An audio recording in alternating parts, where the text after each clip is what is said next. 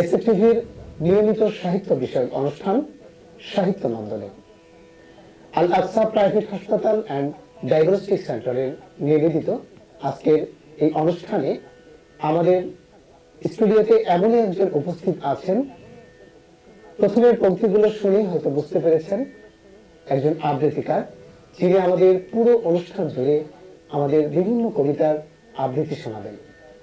আমাদের সাথে স্টুডিওতে আছেন অবসরপ্রাপ্ত সার্জেন্ট, বাংলাদেশ সেনাবাহিনী, একজন সাংস্কৃতিক কর্মী মোহাম্মদ জহুরুল ইসলাম।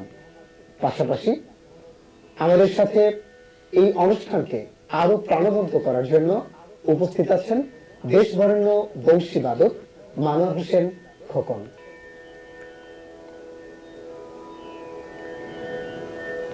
দর্শক, আসুন আমরা পরিচিত হয়ে নিই আমাদের আজকের অনুষ্ঠানের সম্মানিত অতিথি, অবসরপ্রাপ্ত সার্জেন্ট, বাংলাদেশ সেনাবাহিনী, সাংস্কৃতিক কর্মী মোহাম্মদ জহুরুল ইসলাম। কেমন আছেন আপনি? এসএটিভির আজকের এই আয়োজনে আসতে পেরে আপনার কেমন লাগছে? আলহামদুলিল্লাহ, অত্যন্ত অত্যন্ত ভালো লাগছে। তার জন্য আমি আরেকবারও বলি আলহামদুলিল্লাহ। এই যে অনুষ্ঠানটা আয়োজন করছে এসএফটিভি, চুয়াডাঙ্গার ভিতরে যে প্ল্যাটফর্ম তৈরি করেছে, আজকে আমাদের এই সাহিত্য আবৃত্তি এগুলোর জন্য ক্রমে হারিয়ে যাচ্ছে আমাদের এই সমাজ থেকে। সেই সাহিত্য আবৃত্তিটাকে একটা প্ল্যাটফর্ম তৈরি করে দিচ্ছে এসএফটিভি, এর জন্য আমি আবারও এসএফটিভিকে জানাচ্ছি আমার অন্তরের অন্তঃস্থল থেকে ধন্যবাদ, সাধুবাদ। আসসালামু আলাইকুম। এই যে বিজয়ের মাসে আমরা আজকে এই সাহিত্য নিয়ে একটু ঘাটাঘাটি করছি, চর্চা করছি, যেখানে আপনি যেমনটা বললেন যে আসলে আমরা ঠিক স্রোতের বিপরীতে এখন অবস্থান করছি, যে বিভিন্ন ইলেকট্রনিক ডিভাইস, মোবাইল আসক্তি মানুষকে কবিতা থেকে, সাহিত্য থেকে বেশ খানিকটা দূরে ঠেলে দিয়েছে। এরকম একটা সময় আমরা আজকের অনুষ্ঠান নিয়ে আপনি কি বলবেন? ধন্যবাদ। আমাদের এই সমাজটা আজকে আমরা যে জেনজি বলে থাকি, যে জেনারেশনটা এই সাহিত্য থেকে ক্রমান্বয়ে যেন হারিয়ে যাচ্ছে। আর এই হারিয়ে যাওয়া থেকে তাদেরকে ফিরিয়ে আনার জন্য এসএফটিভির যে উদ্যোগ, আমি এই উদ্যোগকে সাধুবাদ জানাচ্ছি। এবং এখানে ফিরে আসতে হলে এই মাদক, এই বিভিন্ন হারিয়ে যাওয়া জেনারেশনকে যদি আমাদের ফিরিয়ে আনতে হয়, আমি এই সমাজের যারা এই সাহিত্যের সাথে কিছুটা সম্পৃক্ত আছে তাদেরকে আহ্বান করব, আপনারা এই এসএফটিভির সহযোগিতা এগিয়ে আসুন। তাদের সাথে কাঁধে কাঁধ মিলিয়ে সাহিত্য এবং কবিতাকে এগিয়ে নিয়ে যাওয়ার জন্য আপনারাও সম্পৃক্ত হন। তাহলে হয়তো এই অবক্ষয় থেকে আমরা মুক্তি পাব। আমরা এমনকি প্রত্যাশা করছি আমাদের দর্শকবৃন্দ আজকে এই অনুষ্ঠানটি দেখে তারা সাহিত্য ও কবিতা এবং সংস্কৃতির প্রতি, সুস্থ সংস্কৃতির প্রতি তারা অগ্রসর হবে। দর্শক, আমরা আর কথা না বাড়িয়ে প্রমোদ চৌধুরীর সেই কথাকে স্মরণ করে যে অল্প কথায় কাজ হলে বেশি কথার প্রয়োজন কি, প্রমোদ চৌধুরীর এই উক্তিটিকে সামনে রেখে আমরা এই অনুষ্ঠানের সামনের দিকে এগিয়ে যাব। আজকে আমরা প্রথমেই কোন কবিতাটা দিয়ে শুরু করতে যাচ্ছি? যেহেতু বিজয় মাস, আমরা এই বিজয়কে স্মরণ করেই আমি সৈয়দ শামসুল হকের নুরুল দিনের সারা জীবন কাব্যনাট্য থেকে আবৃত্তি করে শোনাচ্ছি। শুরু করা যাক তাহলে।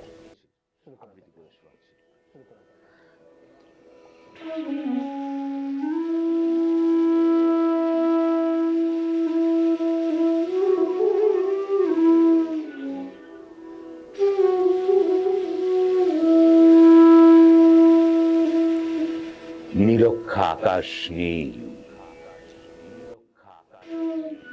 হাজার হাজার তারা ওই নীলে অগণিত, আর নিচে গ্রামগঞ্জ, হাট, জনপদ, লোকালয় আছে ৬৯,০০০। ধবল দুধের মতো জ্যোৎস্না তার ঢালিতেছে চাঁদ পূর্ণিমা। নষ্ট ক্ষেত, নষ্ট মাছ, নদী নষ্ট, বীজ নষ্ট,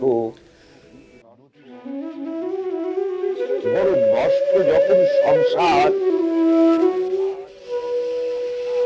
তখন তখন হঠাৎ কেন দেখা দেয় নীলক্ষায় তীব্র শীষ দিয়ে এত বড় চাঁদ।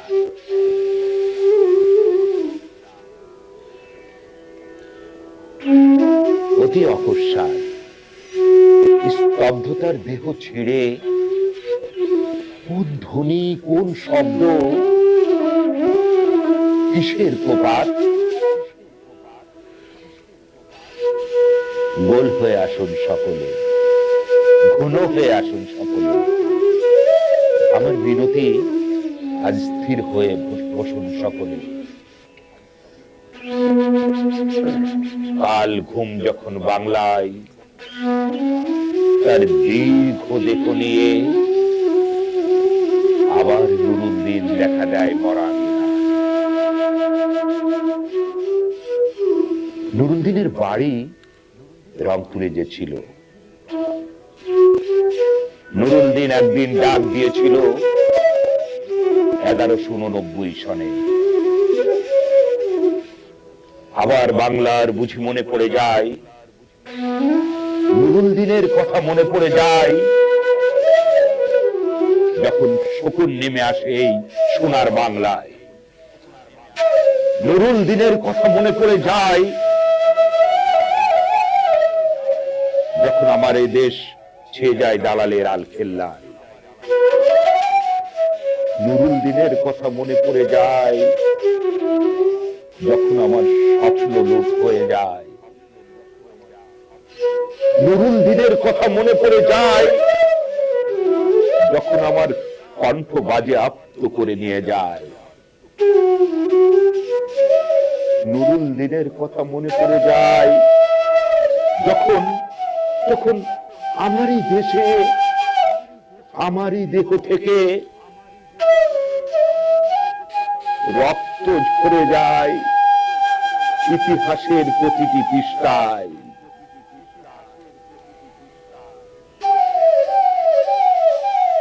আসুন, আসুন তবে আজ এই প্রশস্ত প্রান্তরে স্মৃতির দুধ যখন জ্যোৎস্নার সাথে জড়ে পড়ে, তখন তখন কে থাকে ঘুমে, কে থাকে ভেতরে,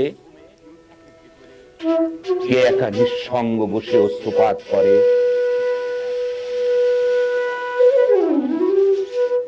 সমস্ত নদীর অস্ত্র অবশেষে ব্রহ্মপুত্রে মিশে। নুরুল দিনের কথা যেন সারা দেশে পাহাড়ি ঢলের মতো নেমে এসে সমস্ত ভাষায় অভাগা মানুষ যেন জেগে ওঠে আবার আশায় যে আবার একদিন নুরুল দিন আসিবে বাংলায়, আবার একদিন নুরুল দিন কাল পূর্ণিমায় দিবে জাগো বাহে কণ্ঠে সবাই। ধন্যবাদ, ধন্যবাদ।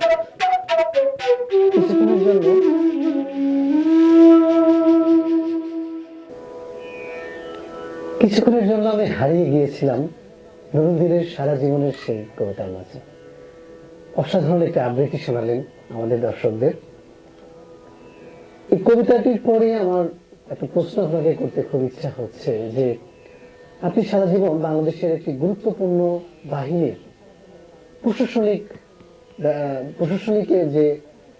ডিপার্টমেন্টে যে দায়িত্ব পালন করে আসছেন, এই ডিপার্টমেন্টের সাথে সংস্কৃতিটা বেশ মুদ্রার এপিটোপিক টাইপের। হঠাৎ এই প্রশাসনিক জীবন থেকে এই সাংস্কৃতিক অঙ্গনে আসার আপনার এই কারণটা কি আমরা একটু জানতে চাই। ধন্যবাদ। আমি বাংলাদেশ সেনাবাহিনীতে চাকরি করার পরেই বরাবরই সাহিত্যের প্রতি আমার একটু দুর্বলতা ছিল। আমি সেনাবাহিনীতে যাওয়ার পরে দেখলাম আমাদের সেনাবাহিনীতেও এমনই একটি প্ল্যাটফর্ম আছে, মানে যার যা প্রতিভা আছে ওই প্রতিভাটাকে সেনাবাহিনীতে যাওয়ার পরে ওই প্রতিভাকে আরো যেন সামনের দিকে এগিয়ে নিয়ে যাওয়া যায় সেই ব্যবস্থাও সেনাবাহিনীতে আছে। আমাদের সেনাবাহিনীতে খেলাধুলা, সাহিত্য চর্চা, সব বিষয়ে মানে আমি ওখানে যাওয়ার পরে যেন আমি আবারও আরেকটা জায়গা পেলাম যেখানে আমি সাহিত্যটা চর্চা করতে পেরেছি।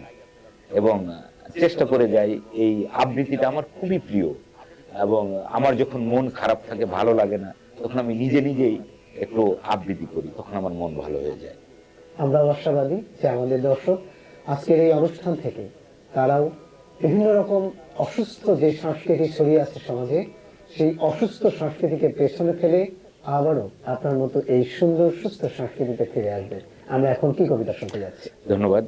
আমি এখন নতুন আর একটি বাংলাদেশ উপহার দেওয়ার জন্য যে একটি জীবন দিয়ে গেছে আমার সেই শহীদ উসমান হাদি, তার স্মরণে আমি এখন একটি কবিতা আবৃত্তি করব। আমার এই কবিতাটির নাম আফ্রিকার প্রেমের কবিতা। আর কবিতাটি লিখেছেন বরেণ্য কবি নির্মলেন্দু গুণ। আমি সেই উসমান হাদিকে উদ্দেশ্য করে আমি আমার এই কবিতাটি আবৃত্তি করতে চাচ্ছি।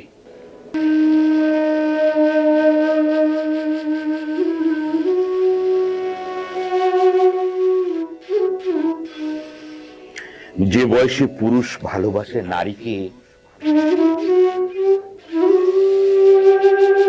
সে বয়সে তুমি ভালোবেসেছিলে তোমার মাতৃভূমি দক্ষিণ আফ্রিকাকে। যে বয়সে পুরুষ প্রার্থনা করে প্রেয়সীর বর মাল্য, সে বয়সে তোমার কণ্ঠ রুদ্ধ হয়েছে ফাঁসির রজ্জুতে। যে বয়সে পুরুষের গ্রীবা আকাঙ্ক্ষা করে রমণীর কোমল বাহুর ব্যগ্রমুগ্ধ আলিঙ্গন, সে বয়সে তোমাকে আলিঙ্গন করেছে মৃত্যুর হিম শীতল বাহু। তোমার তোমার কলম নিঃসৃত প্রতিটি পঙ্ক্তির জন্য যখন তোমার প্রাপ্য ছিল প্রশংসার হীরক চুম্বন, তখন তোমার প্রাপ্য হয়েছে মৃত্যু হীরক বিষ।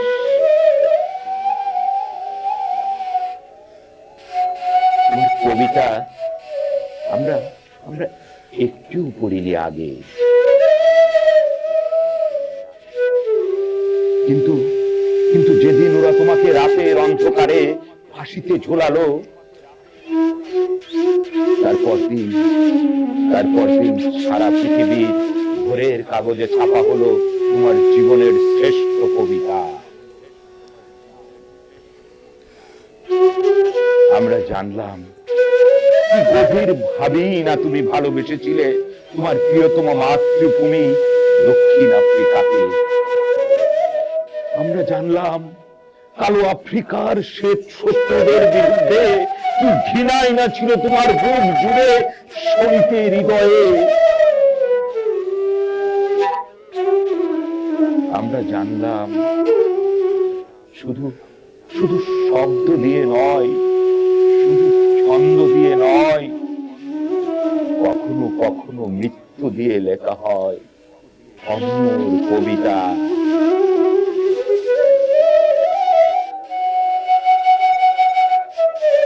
তুমি কবি বেঞ্জামিন মরাইস, তুমি মৃত্যু দিয়ে কবিতাকে বাঁচিয়ে দিয়েছ তার মৃত্যু দশা থেকে। বেঞ্জামিন মরাইস, তুমি এখন সারা বিশ্বের কবি। তোমার জন্মভূমি দক্ষিণ আফ্রিকা এখন পৃথিবীর তাবৎ কবিদের শৃঙ্খলিত মাতৃভূমি।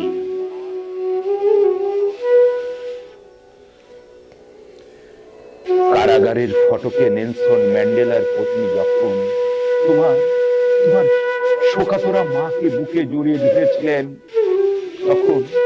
তখন মলাইস, তখন তোমার মায়ের পুত্র শোকদগ্ধ বুকের উদ্দেশ্যে পৃথিবীর শ্রেষ্ঠ কবিতাগুলি ছুটে গিয়েছিল এবং মাথা নত করে তারা ফিরে এসেছিল লজ্জায়।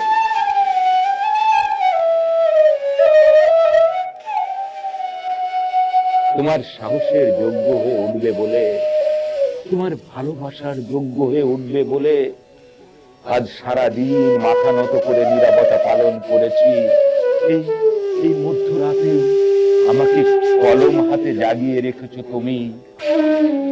বেঞ্জামিন মরাইস, তুমি তুমি একটু ভেবো না? তোমার অপূর্ণ স্বপ্ন সমূহ বুকে নিয়ে তুমি জেগে আছো এশিয়ায়, তুমি আফ্রিকার মাটিতে ঘুমাও। ধন্যবাদ।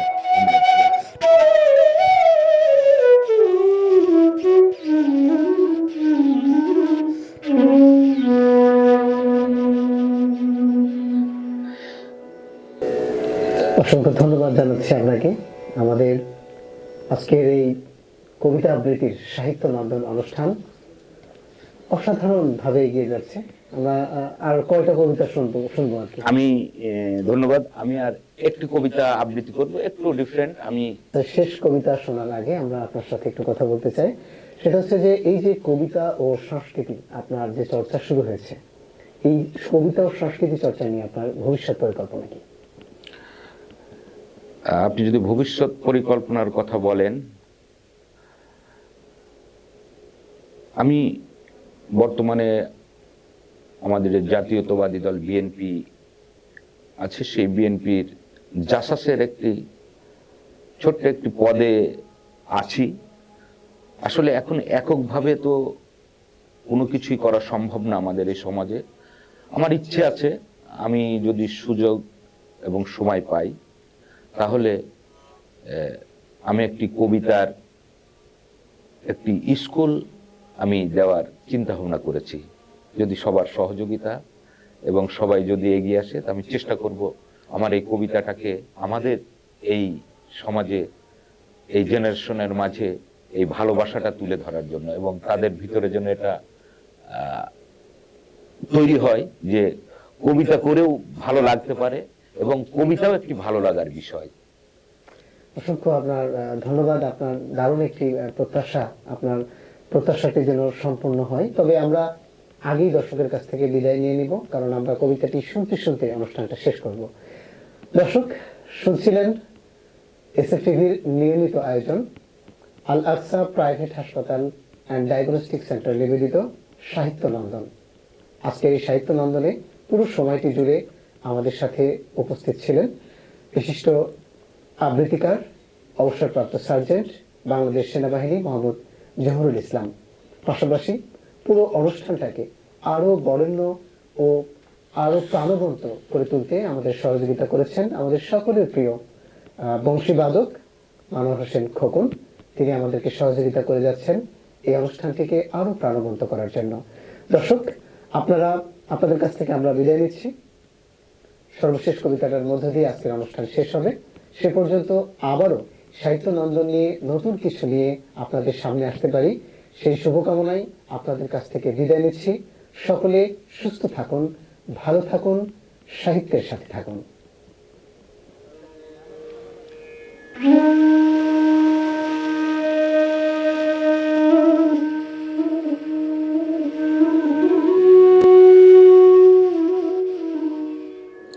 আমি কিরকম ভাবে বেঁচে আছি তুই এসে দেখে যা নিখিলেশ। এই কি মানুষ জন্ম, নাকি শেষ পরাহিত কঙ্কালের পাশা ফেলা?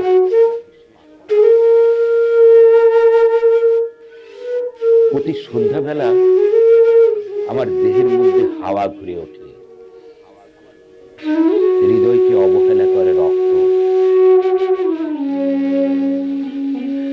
আমি মানুষের পায়ের কাছে কুকুর হয়ে বসে থাকি,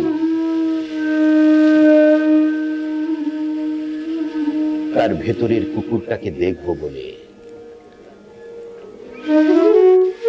আমি আমি আক্রোশে হেসে উঠি না, আমি ছারপোকার পাশে ছারপোকা হয়ে হাঁটি, মশা হয়ে উড়ি একদল মশার সঙ্গে। খাটে খাটে অন্ধকারে স্ত্রীলোকের খুব মধ্যে ডুব দিয়ে দেখেছি দেশালায় জেলে। ও গায়ে আমার কোনো ঘর বাড়ি নেই। আমি স্বপ্নের মধ্যে বাবুদের বাড়ির ছেলে সেজে গেছি রঙ্গালয়ে, পরাগের মতো ফু দিয়ে উড়িয়েছি দৃশ্যলোক। ঘামে ঘামে ছিল না এমন গন্ধ যাতে ক্রোধে জ্বলে উঠতে পারে। নিখিলেশ, নিখিলেশ, তুই একে কি বলবি? আমি শোবার ঘরে নিজের দুহাত পেরেক বিধে দেখতে চেয়েছিলাম যিশুর কষ্ট কি খুব খুব বেশি ছিল কিনা।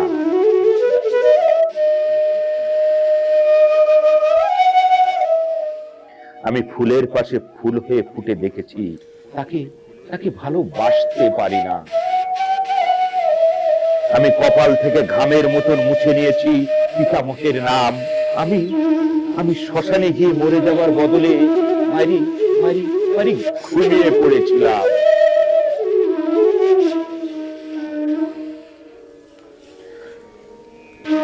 নিখিলেশ, আমি এরকম ভাবে বেঁচে আছি।